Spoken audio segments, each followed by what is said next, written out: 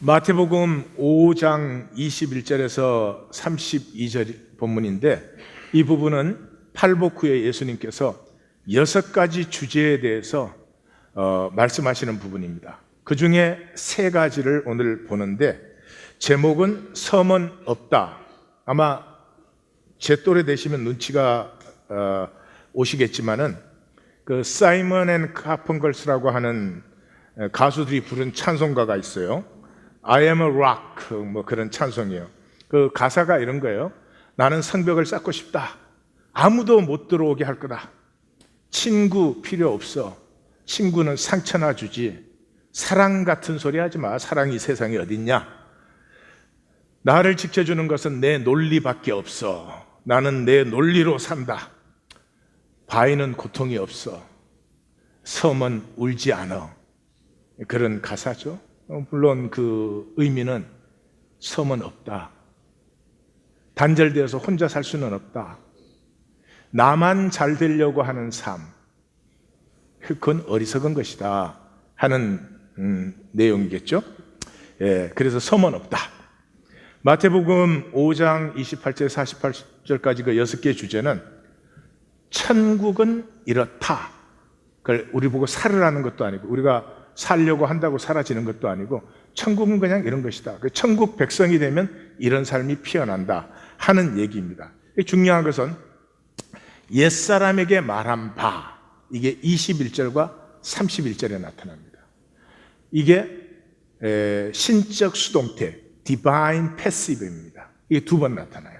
그러니까 이 6개가 2개의 큰 단락으로 나누어진다. 옛사람에게 말한 바로 시작된다 하는 것을 알 수 있어요. 그 다음에 너희가 이렇게 들었으나 나는 너희에게 이렇게 말한다 하는 게 6번씩 나옵니다. 그러니까 6개의 주제가 큰 2개의 단락으로 나누어지면서 내용에 들어가 보면 3단락으로 나누어집니다. 이걸 보는 것이 이 본문엔 제일 중요해요. 보시면 알겠지만 주제는 화, 음욕, 이혼, 맹세, 무저항, 원수사랑이에요. 근데 처음에 2개는 10계명에서 나오죠. 간음하지 말라, 살인하지 말라. 그 다음에 2개는 이혼과 맹세는 규례입니다. 법이 아니고 규례입니다. 법은 아니지만 이런 것은 법을 지키는 것 안에서 이렇게 지켜져야 된다 하는 규례입니다. 그 다음에 마지막 2개는 천국 계명, 그렇게 말할 수도 있을 것입니다. 천국에서 나타나는 이 본질. 그래서 이것을 보시면 알겠지만은 종교 계명은, 규례는 삶에서 사는 것이죠. 종교 규례는 삶으로 사라져야 되는 것이다 하는 것이 첫 번째 단락이에요. 2번째 단락은 우리의 삶에 천국이 이루어지려고 하면은 삶에서, 규례에서 출발되어야 된다. 그래서 종교의 어리석음은 여기에 있죠. 종교에서 천국 들어간다고 해요. 내가 그 종교 믿고 다니면 천국 아니에요. 그게 삶에서 반드시 사라져야 돼요. 규례 부분에서. 애굽에서 나오자마자 약속의 땅에 들어가는 게 아니죠. 광야를 지나야 되죠. 종교는 광야가 없어요. 믿습니다 고백하면 구원받은 거래요. 그런 건 성경에는 없습니다. 자, 이 결론은 뭐예요? 우리는 무저항과 원수 사랑의 사람이다. 마태는 그래서 호세아 6장 6절 하나님의 인애를 알라. 하나님이 번제 원하지 않아. 하나님이 종교 원하지 않아. 하나님의 긍휼과 자비를 알아라. 이게 이제 마태기엔 중요하고, 마태는 이제 2번이나 이렇게 인용을 하죠. 우리는 무저항과 원수를 사랑하는 사람들이다 이렇게 말을 하면은, 에고는 대번에 이렇게 생각해요. 사람이 어떻게 그렇게 사냐. 거듭나지 않은 사람은 사람이 그렇게 살 수 없지. 대번에 그렇게 됩니다. 왜냐하면 에고는 생각조차 할 수 없습니다. 무저항과 원수를 사랑하는 것. 근데 그게 우리예요. 자식에게 어떻게 하는지 생각해 보세요. 자식이 아무리 말씀 버려도 그런다고 우리 같이 싸웁니까? 자식이 마음을 상하게 한다고 자식을 미워합니까? 그게 우리 하나님 만든 우리의 본성이에요. 그게 피어나는 것을 생명의 삶이다. 그게 자연스러운 것입니다. 그게 안 되는 것은 우리가 지금 억지로 살고 있는 거죠. 그렇게 사랑해서는, 용서해서는 어떻게 내가 살까? 에고는 그걸 억지로 눌러넣는 것이죠. 다시 말해서 종교 계명과 규례가 우리에게서 피어나서 삶이 될 때 그곳에 천국이 나타난다. 다시 말해 하나님이 다스리는 자유와 복과 기쁨과 그런 것이 이제 피어난다. 종교 만들지 않고 말씀이 성립되면. 그러면 오늘의 주제인 세 가지를 살펴보겠습니다. 첫 번째는 화입니다. 살인하지 말라 하는 계명이죠. 여기에서 중요한 것은 형제에게입니다. 형제에게. 모든 사람에게가 아니고 형제. 그러니까 마태의 모든 관심은 이 모든 것을 통해서 이 땅의 천국인 교회에 모든 관심이 다 있어요. 하나님께서 이런 삶을 우리에게 주셨고 이런 삶을 우리가 누릴 때 얼마나 복되고 아름다운지 말로 다 할 수가 없어. 그런 것이에요.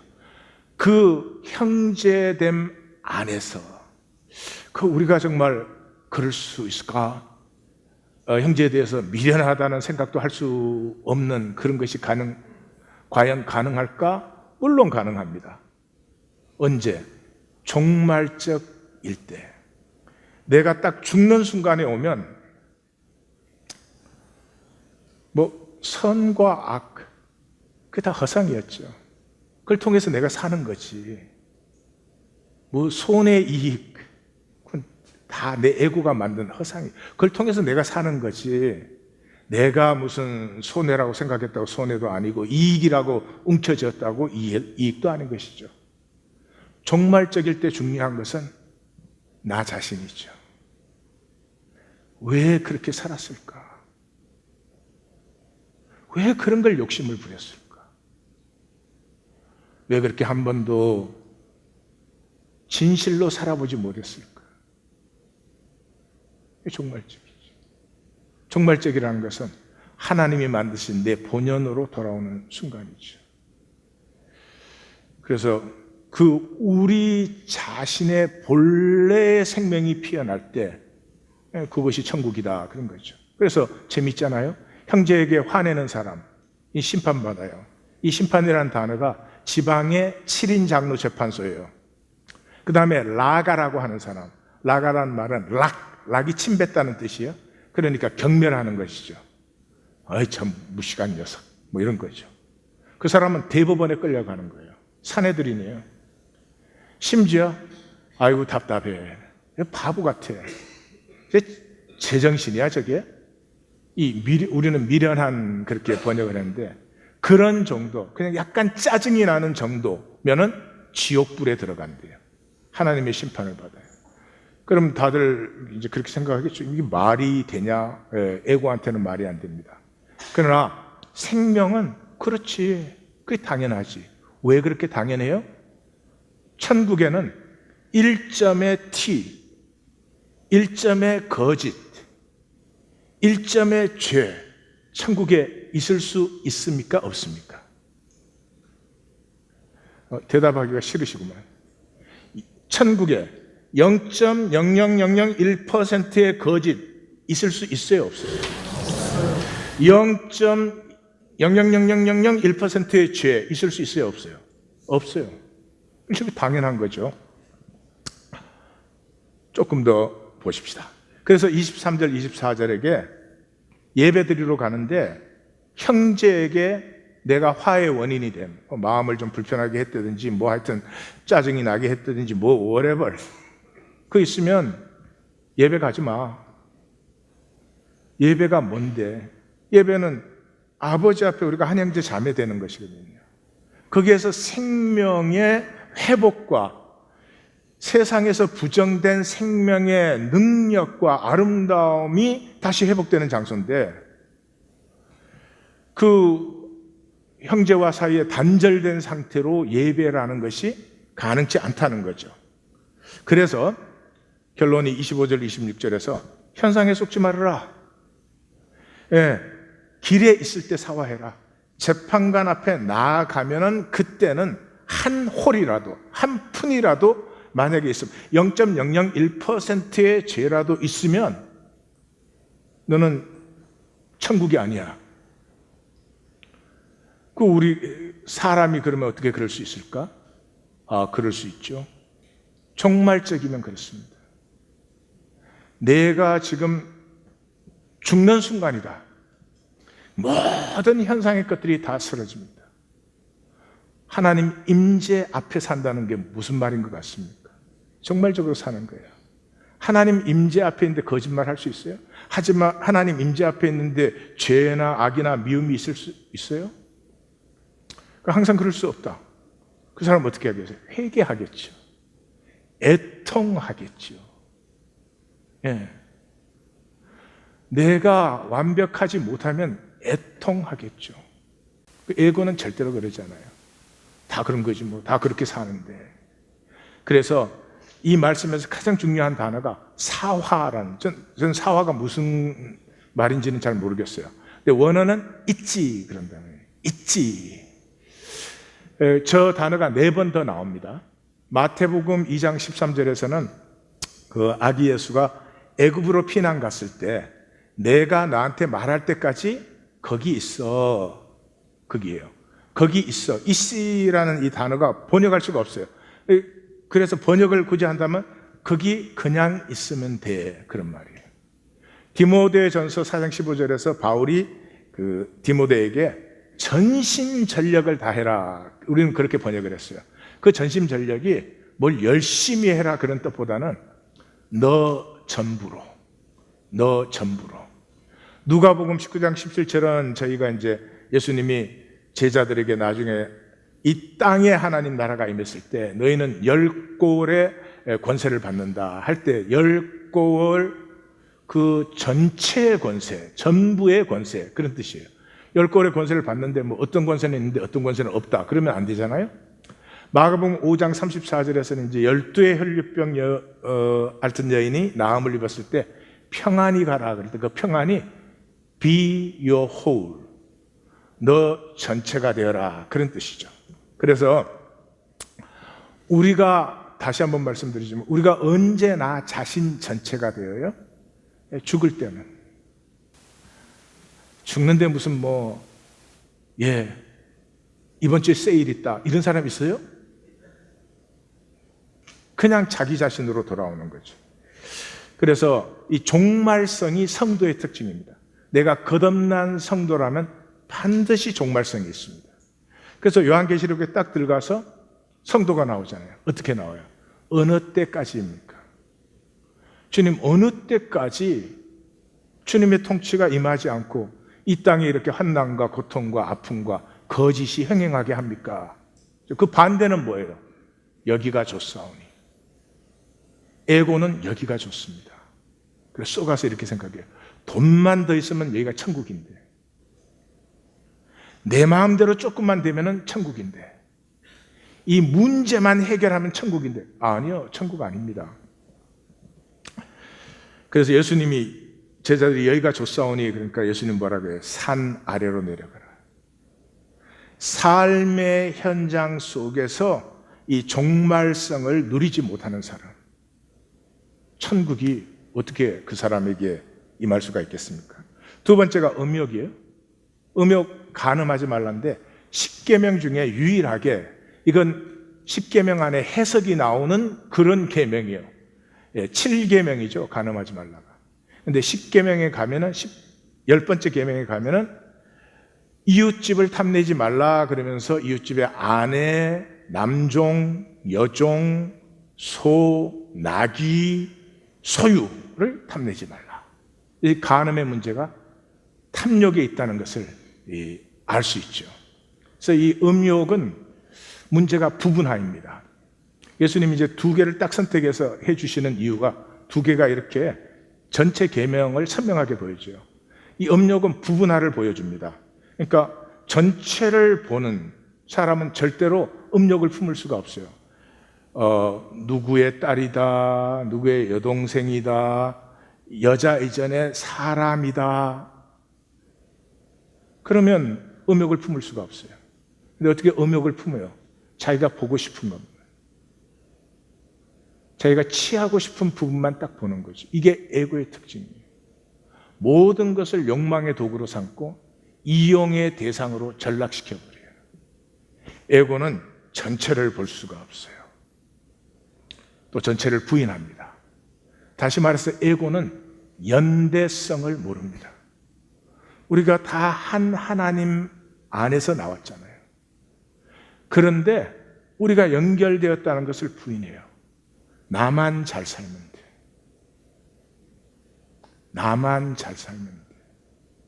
그 사람이 잘 살까요? 절대로 잘 못 삽니다. 우리 뇌가 그렇게 만들어져 있어요. 나는 잘 살면 좋겠고 다른 사람은 못 살았으면 좋겠어. 배가 아파. 근데 뇌는 하나님이 이렇게 만들어 놓으셨어요. 나, 너 구분이 없어요. 못 살았으면 좋겠다는 생각이 있으면 그게 나한테 먼저 적용이 돼요. 그러니까 나만의 욕심을 부리는 사람은 절대로 잘 살 수가 없어요. 그렇지만 에고는 그거예요. 그래서 29절 30절에서 예수님은 이 계명의 총결론을 내려주죠. 오른손이 범죄해서 잘라버리고 천국 들어가. 오른 눈이 범죄해서 빼버리고 천국에 들어가라. 왜? 천국은 1점의 티도 1점의 흠도 있을 수가 없기 때문에. 그러면 어떻게 우리 중에 그럴 수가 있을까? 다시 말씀드리지만 그럴 수 있습니다. 첫째로 우리가 그렇게 살고 싶은 사람들이라는 걸 아셔야 됩니다. 우리 중에 아무도 마지막에 욕심 좀 더 부릴 걸, 좀 더 이길 걸, 그런 사람은 없어요. 왜 그렇게 사랑이 모자랐을까? 왜 그렇게 나는 긍휼과 자비가 없었을까? 왜 그렇게 인색했을까? 그것이 우리라는 사실을 에고는 정반대로 속여 놓았지만 속으시면 안 됩니다. 종말에서는 싫든 좋든 전체가 보입니다. 우리 모두는 쉽지 않은 인생의 광야길을 걸어가고 있습니다. 우리는 서로 손을 잡아주어야 되고요. 손을 잡아주고 싶고, 넘어지면 일으켜주고 싶지, 넘어지면 한 번 더 짓밟고 가고 싶은 그런 존재가 아닙니다. 근데 세상은 그렇게 사는 거죠. 자, 이제 규례로 들어갑니다. 첫 번째 규례는 이혼입니다. 이혼은 마태가 교회 부분에 들어갔을 때 19장에서 또 자세히 얘기하는 그런 주제입니다. 이게 삶에서 굉장히 중요한 것을 우리에게 말해주고 있어요. 규례입니다. 율법이나 율례가 아닙니다. 율법은 주로 도덕적인 법을 얘기합니다. 그 법의 네이처가 도덕성이 있어요. 율례는 종교법이에요. 뭐 제사를 어떻게 하려든지, 뭐 절기를 어떻게 하려든지 이런 거죠. 그렇지만 규례는 도덕법도 종교법도 아니지만 그러나 그 법 안에 사는 사람은 이런 것을 지켜라 하는 규칙이죠. 여기에서 이제 예수님께서 19장에 가면 나눌 수 없다. 하나님이 이 하나 되게 하신 것을. 그 말은 진실이에요. 이혼하신 분들을 정죄하실 필요는 없어요. 그분의 입장이 누가 알 수 있겠고 되어보겠어요. 그러나 이혼하면 끝은 아니에요. 그건 아셔야 돼요. 많은 분들이 이혼하면 끝나는 줄 알아요. 아니요. 그 세월, 그 상처, 입은 뭐 그게 좋았던 건, 또 그 자녀 영원히 같이 가요. 세상은 이혼을 하면 끝나는 걸로 말해주지만 진실은 아닙니다. 근데 예수님이 음행한 이유 없이는 아내를 버리지 말라 그랬어요. 그러면 이제 그 아내가 뭐 다른 이유도 있을 수 있잖아요. 성격이 안 좋다, 힘이 더 세서 때린다, 또 뭐 모르겠어요. 24시간 잠을 못 자게 찬송을 불러댄다. Whatever reason may be. 그건 이혼하지 말라는 거예요. 왜? 종말적 입장에 서서 보면 아내가 불편하고 힘들게 하고 또 잘못한 게 아닌데 또 짜증스러운 게 있잖아요. 상담하다 보면 그런 거 참 안타깝더라고요. 뭐 일부러 미워하는 게 아닌데 짜증이 나는 거 뭐 어떻게 하냐. 예. 그런 것들은 종말에 서보면, 내 생의 마지막에 서보면 그 못 품어주는 게 안타깝지, 그걸 건덕지로 버린다는 것은 정말 인간답지 않다 느낄 수 있어요. 그러면 음행한 건 왜 괜찮냐? 음행은 약속의 파기니까. 성경은 가장 중요한 게 약속이죠. 상대방이 파기한 약속까지 내가 책임지는 것은 아니에요. 자, 정리와 적용으로 넘어갑니다. 이 세 부분에서 제일 중요한 것은 너 자신을 알라입니다. 소크라테스 같지만은 그런 건 아니고요. 우리는 하나님의 형상이에요. 하나님의 생명을 받았어요. 다른 생명은 0.00001%도 우리 안에 없어요. 다른 것이 나타난다면 마귀에게 쏘가서 내 거짓 자신, 에고는 false self 아니에요. 내 거짓 자아에서 나오는 것이지 나에게서는 나올 수가 없어요. 그래서 가장 중요한 것이 하나님 안에서 너 자신을 알라. 하나님 안에서 우리 자신은 뭐예요? 전부가 사랑스러워요. 이는 내 사랑하는 자요, 내가 너를 기뻐하노라. 정말이에요. 하나님 안에서 우리가 정말 사랑스러운 존재들이에요. 서로 한번 보실래요? 보시다가 깜짝 놀라시네 그냥. 예. 내가 누구인지 알려면은 근원으로부터 출발돼야 돼. 돈이 얼마나 있냐? 그건 아닙니다. 내가 뭐 얼마나 권력이나 지위나 인기가 있냐? 그건 나 아니에요. 나에게서 나타나는 현상들이죠. 현상들은 수시로 변하고 계속 변해요. 나는 변할 수 없어요. 근원이 변하지 않으니까. 내 근원은 하나님이잖아요. 하나님의 생명을 내가 가졌다는 걸 잊어버리시면은 헤매고 댕겨요. 왜 그러는지도 모르면서 헤매고 댕겨요. 인간의 가치는 사랑스러움에 있어요. 왜냐 그러면 나라는 존재, 이하권이는 보이시죠? 이하권이라는 존재는 안 보이셔요. 보이지 않는 것이에요. 만질 수 없어요. 만들 수 없어요. 더할 수 없어요. 뺄 수 없어요. 그 존재는, 존재가 존재하는 유일한 길은 관계성이에요. 관계가 없으면 존재는 나타날 수 없어요. 그러면 관계성에서 뭘 원하세요? 똑똑하고 힘있고, 예?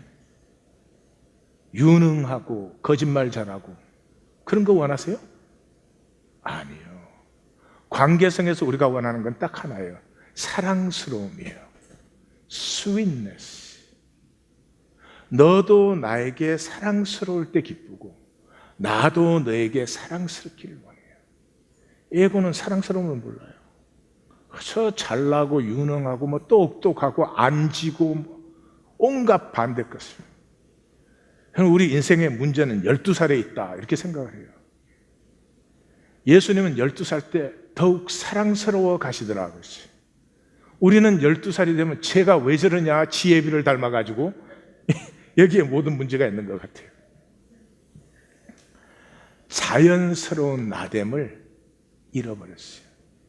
언제 사랑스러워요? 있지, 그냥 나, being whole. 이 컨트롤 하려고 생각은 이렇게 하는데 나타내는 건 이렇게 부분화, 전체가 되지 못하고. 어? 여러분, 갓난 아기가 눈썹 붙이고 막 립스틱 바르고 그러면 여러분 우리 기절하는 거죠.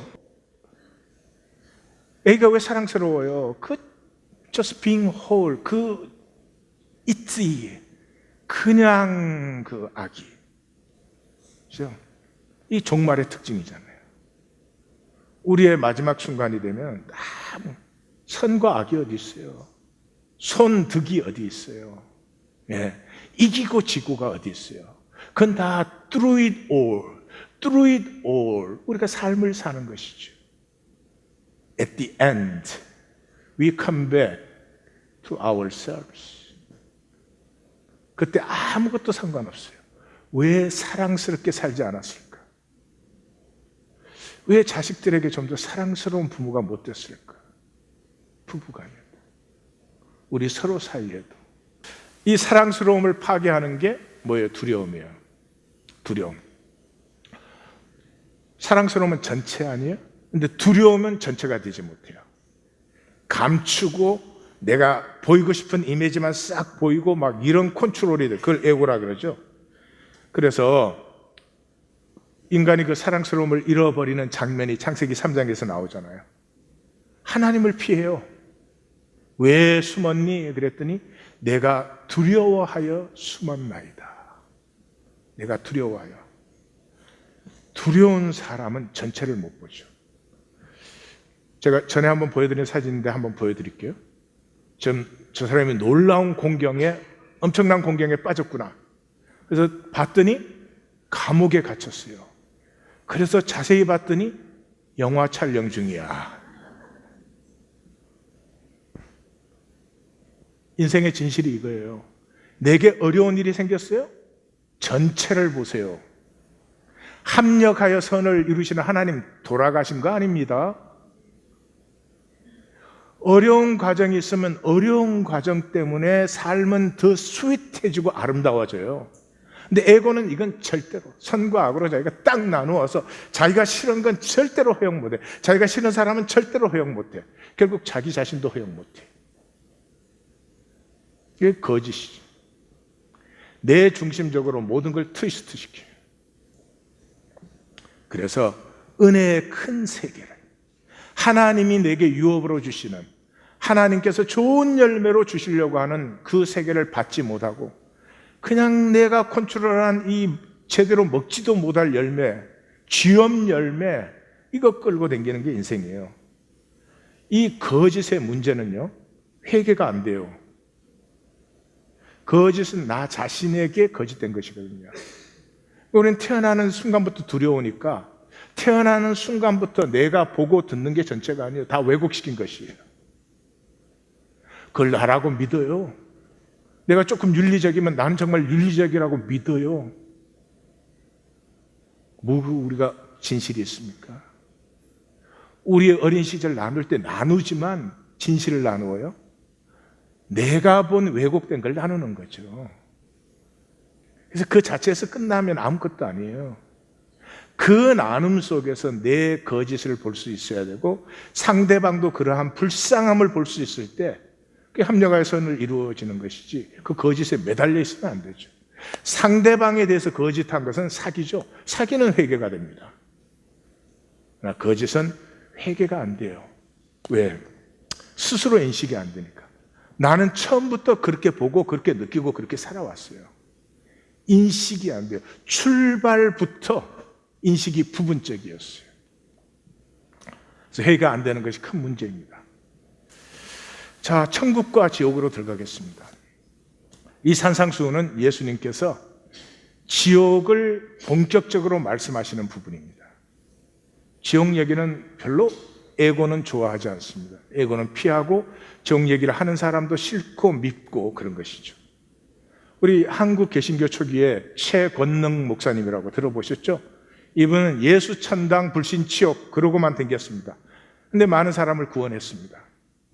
그런데 분명히 그것이 복음입니다. 예수 천당 불신 지옥. 근데 지금은 어떻게 됐어요? 지금 그런 말 하면 웃기는 사람 되는 것입니다. 왜 그렇습니까? 그런 말을 하는 교회가 너무나 희석이 되어서 교회의 밀도가 너무나 떨어져서 이게 소금물이 아니고요. 맹물보다 더한 맹물이 되었어요. 그래서 지금은 그런 얘기하면은 사람들에게 신뢰예요, 신뢰. 제가 전라북도 김제에 있는 금산교회를 주보에 실어놨는데 읽어드리겠습니다. 안 보셔도 돼요. 1905년에 세워진 교회인데 교회의 역사보다 기역자 교회로 유명합니다. 한쪽에는 남자가 앉고 다른 쪽에는 여자가 앉아서 서로 차단된 공간에서 예배를 드렸고 출입구도 달랐습니다. 이런 예배당 구조 때문에 금산교회는 기독교 유적입니다. 하지만 금산교회를 더 유명하게 만든 사건은 따로 있어요. 경남 남해 출신의 이자익이라는 사람이 3살 때 아버지를 잃고 6살 때 어머니를 잃어서 고아가 되어서 거지로 떠돌다가 김제에 이르렀습니다. 김제에는 조덕삼이라고 하는 큰 부자가 있었는데 이 이자익이 그의 마부가 되었습니다. 그때 부자들은 이제 마차를 타고 다니지 않았습니까? 조덕삼은 일찍 주님을 영접하여 그의 사랑채에서 예배를 드렸는데 이것이 금산교회의 출발입니다. 교인이 100명 가까이 늘자 장로 한 사람을 세우게 되었는데 당연히 조덕삼이 될 줄로 알았습니다. 그런데 조덕삼이 아니라 이자익이 피택이 되었습니다. 이자익은 타지 사람, 전라도에서 경상도 사람. 조덕삼은 자기 집을 교회로 내어놓은 사람, 돈 있는 사람, 교회 모든 것을 대는 사람. 조덕삼이 나이도 많습니다. 이자익은 조덕삼의 마부입니다. 그게 양반 상놈의 구분까지도 엄연하던 시대였습니다. 그런 교회에 이자익이 장로로 피택되었습니다. 이걸 좀 느낄 수 있으시길 바라요. 이게 교회입니다. 누가 봐도 문제가 될 수밖에 없는 상황이 되었는데 조덕삼이 일어서서 말했습니다. 이 일은 하나님의 택하심입니다. 나는 교회의 결정에 순종하여 이자익 장로님을 모시고 열심히 교회를 섬기겠습니다. 이 조덕삼의 손자가 10대, 13대, 14대, 15대 국회의원을 지낸 조세형입니다. 집에서는 이자익이 조덕삼을 주인으로 모셨고 교회에서는 조덕삼이 이자익을 장로로 공경했는데 조덕삼도 나중에 장로가 되었습니다. 그리고 선배 장로인 이자익으로 하여금 평양신학교로 유학하게 하고 금산교회로 돌아와 목사로 교회를 섬기게 하였으며 총회장도 3차례나 역임했습니다.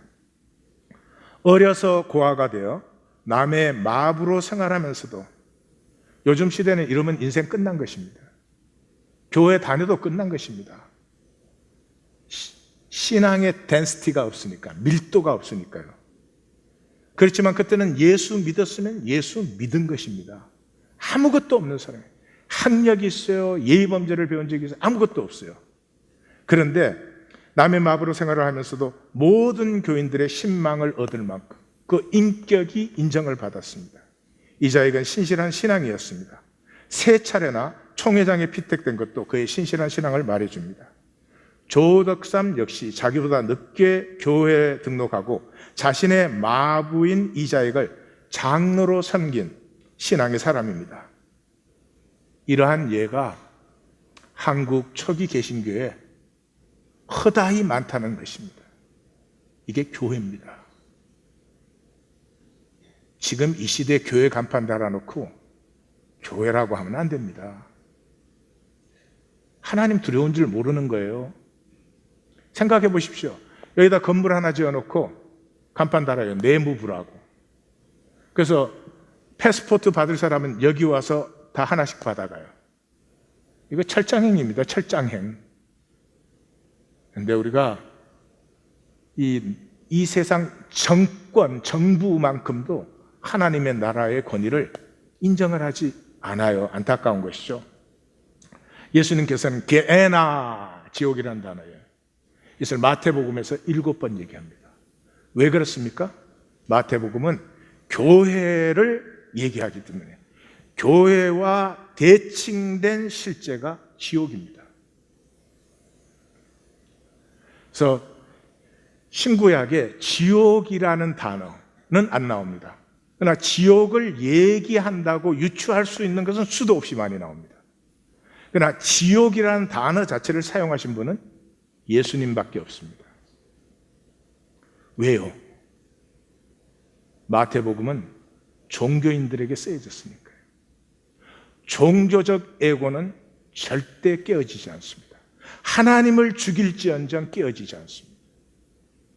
이 종교적 에고가 깨어질 수 있는 유일한 길이 종말적 실제입니다. 심판을 만나야 됩니다. 지옥이 실제가 되면 종교적 에고도 견딜 수가 없어지는 것이죠. 우리는 착각을 합니다. 이 천지에 하나님이 통치하시면 천국이고 마귀가 통치하면 지옥입니다. 그러면 이 세상은 지옥입니다. 예수님이 뭐라 그랬습니까? 내가 잡혀갈 때, 내가 이 잡혀가서 고난당하고 죽고 부활할 때 이 세상의 임금이 쫓겨가리라. 하나님의 통치가 이 세상 가운데 임하기 시작해요. 내가 십자가에 달릴 때 이 세상의 임금이 올 것이다. 그러나 내가 부활할 때 이 세상 임금이 심판을 받을 것이다. 또 마귀 자신도 지금 이 세상의 권세는 나에게 넘겨준 것이야. 너희가 쏘가서 나에게 넘겨준 것이야. 다스림의 권세는 마귀에게 준 적이 없습니다. 우리에게 준 것이죠. 우리가 쏘가서 마귀에게 넘겨준 것이죠. 예. 예수님도 내 나라는 여기에 속한 것이 아니다. 이 세상의 신이 마음을 혼미하게 했다. 공중의 권세 잡은 자, 이런 얘기를 하고 있습니다. 그런데 이 지옥을 삽니다, 우리가. 성경적으로는 지옥을 사는 것이에요. 지옥을 사는 줄 몰라요. 왜? 가릴 수 있으니까. 돈만 있으면 천국이 될 것이라고 생각을 해요. 그럴까요? 모든 게 내 마음대로만 되면 천국이 될 것이라고 생각을 해요. 정말 그럴까요? 내 문제가 다 해결되면 천국이 될 것이라고 생각을 해요. 아닙니다. 우리 다 압니다. 아닙니다. 그러므로 우리의 삶의 문제는 딱 한 가지죠. 하나님이 나에게 다스림의 권세를 주시고 취소한 적이 없는데 내가 어떻게 사용하느냐. 이거 쏘가서 에고로 사용하면 마귀가 계속 내 주인입니다. 근데 그것을 말씀으로 사용하면 자녀된 권세를 누립니다. 자녀된 권세가 어떤 권세냐? 예수님이 잘 얘기해 주고 있죠. 이방의 집권자들은 임의로 주관하고 그 고관들은 권세를 부리지만 너희는 그렇지 아니하나니 너희 중에 누구든지 크고자 하면 섬기는 자가 되고 너희 중에 누구든지 어뜸이 되고자 하는 자는 종이 되어라. 인자에 온 것은 섬김을 받으려 함이 아니다. 도리어 섬기려 하고 자기 목숨을 많은 사람을 위하여 내어주려 함이라. 이것이 생명 권세입니다. 그렇습니다. 진정한 권세가 있으면 섬기고 종이 되어줍니다. Again, 부모가 자식에게 뭐 하는 것입니까? 섬기고 종이 되어줍니다. 그게 진짜 권세입니다. 돈 갖고 부리는 권세가 그게 무슨 권세입니까? 힘 있어가지고 남 누르는 게 그게 무슨 권세입니까? 그렇지 않습니다. 생명은 이런 권세를 살고 누리고 자기 자신이 장성해가고 하나님의 성품에 참여하고 하는 기쁨을 가진 것입니다. 그 천국과 지옥의 나림점이 어디입니까? 거짓입니다. 참으로 애고로 사는 우리에게 부담스럽게도 예수님은 천국은 1점의 티도 흠도 1점의 거짓도 있을 수 없다. 1점의 거짓이 있는 생명이 어디에 있겠습니까? 생명은 아프면 아픈 것입니다. 아픈데 안 아플 수 있다, 뭐 그런 게 없죠. 지옥은, 에고는 거짓뿐이에요. 진실이 없어요. 요한복음 8장 44절에서 잘 예수님이 말씀하시죠. 그냥 거짓밖에 없어. 왜? 그게 자기 오운이니까. His own. 그래서 에고는 실제를 피해요. 실제라는 게 뭡니까? 실제는 추상적인 말이고 구체적인 말은 연대성이에요. 우린 다 하나님에게서 나왔어요. 나만 잘 되면 돼. 온 세상이 그렇게 말하지만 그건 사실이 아닙니다. 절대로 그렇게 되지 않습니다. 실제를 피하고 유리해요. 마치 나는 섬인 것처럼, 나만 홀로 행복할 수 있는 것처럼. 마가렛 에드슨이라고 하는 사람이 쓴 그 위트라고 하는 희곡, 연극에 보면은 비비안이라고 하는 그 주인공이 나오는데, 이 사람은 이제 교수인데 17세기의 존 던이라고 하는 시인의 시 전공이에요. 존 던이 형이상학적 시의 대가라고 합니다. 그래서 죽음을 메타포로 써가지고 그 시세계를 연 사람이, 그걸 이제 세계적인 권위자니까. 또 자기 자신은 그 존 던의 그 죽음의 메타포, 이걸 평생에 가르치는 사람이니까 자기는 죽음에 대해서 아주 담대할 것으로 생각했어요. 자유할 것이라고. 자기는 죽음이 오면 언제든지 기꺼이 친구를 맞아들이듯이 맞을 것이라고 그렇게 생각을 했습니다. 근데 그 존 던 이 형이상학적 시에 미쳐서 결혼도 안 하고 50세까지 홀로 살았는데 난소암이 발견됐습니다. 8개월밖에 살지 못하는 것을 알았습니다. 그 8개월의 투병 생활에서 이런 말을 남깁니다. 죽음조차도 나를 죽일 수가 없구나. 죽음이 오면 맞이하지 그랬던 사람이 죽음조차도 내가 죽음을 맞이하게 못해요. 피할 수 있는 것처럼. 우리 평생의 삶이 그렇습니다. 매 순간이 성도는 종말적이어야 되는데 주님 앞에 있는 것인데 마치 내가 얼마든지 더 컨트롤할 수 있는 것처럼 실제를 부인합니다. 죽음이라는 실제까지도 부인을 합니다. 이렇게 어리석습니다. 이 연대성을 부인하면 윤리성이 사라지죠. 연대성, 윤리성, 종말성은 똑같은 말이에요. 내 생의 마지막이 되면은 우리가 다 같이 살아가는 것이구나. 이 힘든 인생 광야를 다 참 불쌍하게 살아가는구나. 우린 서로 손을 잡아주고 싶고 쓰러진 사람은 일으켜주고 싶지, 쓰러진 사람 짓밟고라도 내가 한 발자국 더 나가야 되겠다, 그런 존재가 아닌 것이 보여집니다. 연대성, 윤리성, 종말성은 똑같아요. again 그렇습니다. 우리가 자녀에게 하시는 것을 생각해 보시면 이게 우리의 본질이에요. 이게 우리의 진실이다. 부모는 자녀에 대해서 초윤리적이에요. 왜? 한 생명인 걸 아니까요.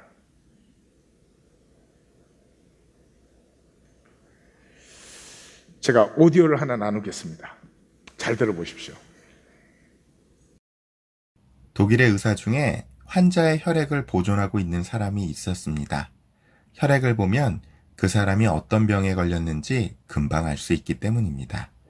혈액은 밀폐해서 보존하고 있었으므로 성분이 변하는 일은 있을 수 없습니다. 그런데 2년 후 무슨 이유 때문인지 혈액 성분에 변화가 나타났습니다. 그것도 너무 신기하게 2년 전에 채취한 혈액의 상태가 아닌 그 환자로부터 뽑은 현재의 혈액 상태로 변해 있었던 것입니다. 무슨 의미인지 아시겠습니까? 2년 전에 어떤 병에 걸렸던 사람이 지금 건강을 다시 회복하게 되면 병에 걸렸던 때에 보관했던 2년 전 혈액까지도 건강한 혈액으로 바뀐다는 것입니다. 체혈에서 보존하고 있던 혈액 성분이 본인의 건강 상태에 따라서 마음대로 변한다는 것입니다. 있을 수 없는 일이야. 이렇게 생각하시는 분도 있으시겠죠? 하지만 그 의사는 2,000명이나 되는 환자의 임상 실험을 통해서 사실을 확인하고 독일에서 논문을 발표했다고 합니다. 또 하나 불가사의한 이야기를 하겠습니다. 지난번에 우시지마 마사토 씨의 음성 트레이닝에 참가했던 때의 이야기입니다. 두 사람이 한조가 되어 자기 몸에 피곤한 부위가 있으면 상대방의 같은 부위를 마사지해 주도록 했습니다. 상대방의 피곤하고 아픈 부위가 아니라 자신의 피곤하고 아픈 부위와 같은 곳을 상대방에게 마사지해 주는 것입니다. 그렇게 하면 놀랍게도 자신의 피곤한 부분이 풀리는 것을 느끼게 된다고 합니다. 여러분도 한번 시험해 보세요. 야, 그럼 이것은 도대체 무슨 영문일까요? 공명입니다. 우리들은 공명하고 있는 것입니다. 얼마나 우리가 참 어리석고 미련하게 삽니까? 혈액을 채취해서 2년이 지났는데 이 사람에게서 일어나는 변화가 혈액에 똑같이 일어납니다. 뭐가 분리되어 있습니까? 분리되지 않아요. 내 몸이 아픈데 그것을 너에게 풀어줄 때 그 공명이 내게로 다시 옵니다. 이 세상에 쏙이면 딱 하나잖아요. 단절됐다는 거지. 어떻게 하든지 내가 살아남아야 되지. 어떻게 하든지 나를 지켜야지. 지켜주십니까? 뭐가 지켜주십니까? 건강만 버리죠. 통해야 삽니다. 통해야 삽니다. 어디가 먼저 통해야 되죠? 하나님과 먼저 통해야 됩니다. 예배를 드려도 딱 하나님과 단절된 채로 드립니다. 왜요? 통하면 에고를 내려놔야 되니까. 사람은 윤리적일 때 강합니다. 강하다는 말보다는 행복이라는 말이 더 옳을 것입니다. 사람은 윤리적일 때 행복하게끔 되어 있습니다. 힘이 솟아납니다. 이런 피지컬한 힘이 아니고 기입니다. 스피릿. 그래서 윤리성이 강할 때에만 광야를 지나갈 수 있습니다. 선한 싸움을 싸울 수 있고 달려갈 길을 달려갈 수 있고 믿음을 지킬 수 있습니다.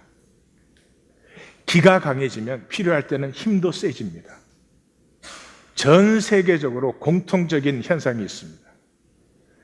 자식이 위험해졌을 때 엄마가 차를 들어 올리는 것입니다. 이것은 아시아, 유럽, 아프리카 모든 곳에서 나타납니다. 평소에 그 차를 들어 올리라고 하면 어떻게 차가 들어 올려지겠습니까?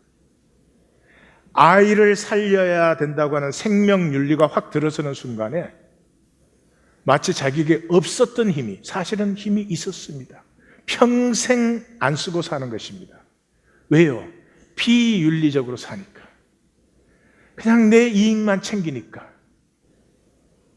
내 손해는 절대로 안 보려고 하니까.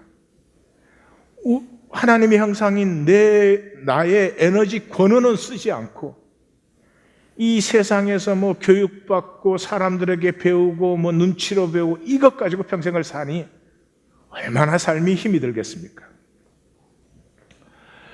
윤리적이라는 말은 연대성이라고 그랬죠. 윤리적이라는 말은 우리가 떨어진 존재가 아니라 함께 살고 한 형제 자매인 것을 아는 것이죠. 그래서 이 연대의 윤리성이 임하면서 우리는 실제를 직면할 수 있는 용기를 가져요.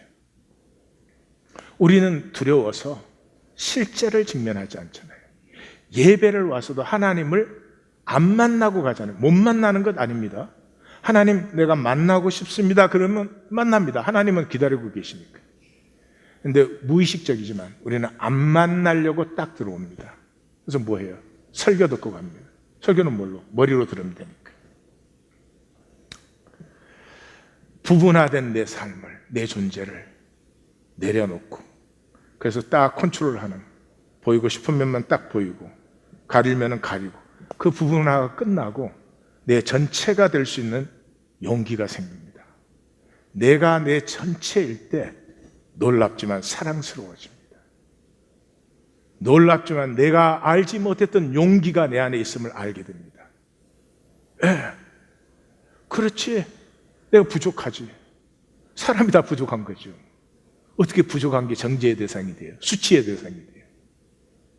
그렇지, 내가 연약하지. 아버지가 자식한테 얘기 나누는 걸 힘들어해요.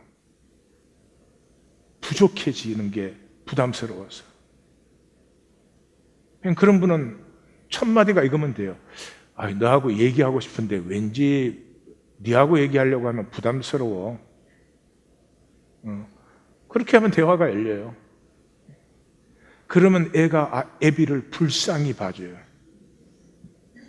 문단열 씨라고 하는 이분은 뭐 방송인이시고 그런데 이분이 뭐 온갖 게 실패를 하고 어려움을 많이 겪다가 결국 영어 강사로 뭐 꽤 유명하다고 저는 잘 모릅니다. 근데 이분의 글이, 이 직면이란 글이 있어요. 문제를 직면하면 해결이 보이고, 훌륭한 글은 아니지만 사람들이 좋아하는 스타일의 글이죠. 슬픔을 직면해야 사랑이 보입니다. 현실을 직면하면 희망이 보이고, 아픔을 직면해야 회복이 있습니다. 짐짓 멋진 모습으로 회피하고 있나요? 그저 똥품일 뿐입니다. 예.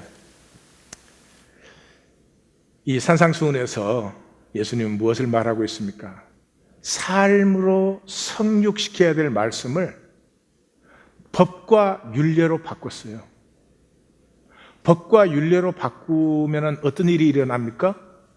그걸 해석하고 적용하고 판단하는 기득권자가 생겨요. 성직자. 교회에는 성직자가 있을 수 없습니다. 성경이 뭐라고 합니까? 만인 제사장이에요. 성직자 있을 수 없어요. 이 기독교의 성직자가 생기고부터 이 하나님 나라의 실제가 사라져버렸죠. 그 자유와 복과 그 용기가 사라져버렸어요. 성직자가 해석해주고, 그러면 성경 말씀 만난 거예요? 성직자가 하는 설교들은 그게 하나님 아는 겁니까? 아닙니다. 그걸 예수님이 와서 돌이켰는데, 이 말씀이 뭐 법이나 율례가 아니고 우리 본성이야. 우리의 본성. 이거는 혼자 잘나서 사는 게 아니고 함께 살면은 얼마나 아름답고 복이 되는지 몰라. 이거 우리 함께 살자. 그 말씀 한 걸 우리는 또 얼마나 능력자들인지 몰라. 또 뒤집어놨죠. 나눔 가이드.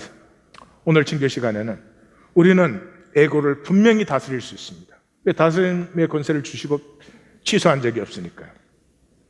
불안, 근심, 미움, 판단, 이게 다 에고가 시키는 거. 거부하고 복이 될 수 있어요.